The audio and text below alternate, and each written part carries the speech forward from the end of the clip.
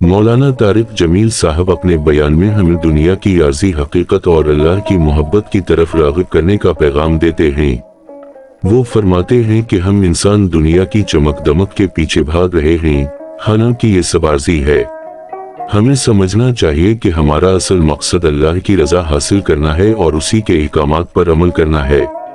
مولانا طارق جمیل صاحب نے ہمیں ایک واقعے کے ذریعے یہ بات سمجھائی کہ اگر ہم اللہ کی رضا کو پس پشت ڈال کر اپنی مرضی کی زندگی گزاریں تو ہمیں کبھی حقیقی سکون نہیں ملے گا۔ اللہ نے فرمایا، اگر تم نے میری مرضی کے خلاف چلے تو میں تمہیں تمہاری زندگی میں تھکا دوں گا، تمہاری خواہشات پوری کر کے بھی تمہیں سکون نہیں ملے گا۔ یعنی دنیاوی خواہشات اور عیش و عشرت میں رہ کر بھی ہم دل کے سکون سے محروم رہتے ہیں۔ مولانا صاحب کہتے ہیں کہ اللہ ہمیں اپنی طرف بلاتا ہے اور کہتا ہے کہ اگر تم میری رضا میں زندگی گزارو گے تو میں تمہاری خواہشات کو بھی تمہارے مطابق پورا کر دوں گا۔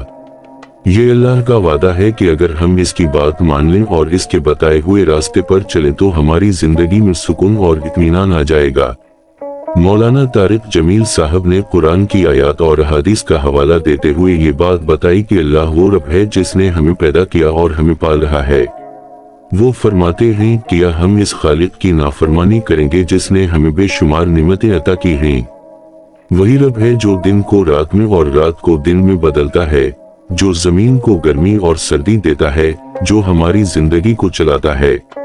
مولانا صاحب ہمیں اس بات پر غور کرنے کی دعوت دیتے ہیں کہ اگر اللہ سورج کو دن بھر آسمان پر کھڑا کر دے اور اسے ڈوبنے نہ دے تو پوری زمین آگ کی لپیٹ میں آ جائے گی، اور اگر وہ رات کو ختم نہ کرے تو ہم سب برف بن جائیں گے۔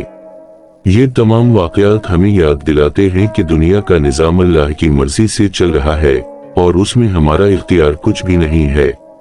مولانا طارق جمیل صاحب ہمیں یاد دلاتے ہیں کہ اللہ کا حکم ہی ہمارے لیے حقیقی سکون اور خوشی کا ذریعہ ہے۔ اگر ہم اللہ کی رضا کے مطابق زندگی گزاریں گے تو نہ صرف ہماری دنیا سنور جائے گی بلکہ آخرت میں بھی ہمیں کامیابی حاصل ہوگی۔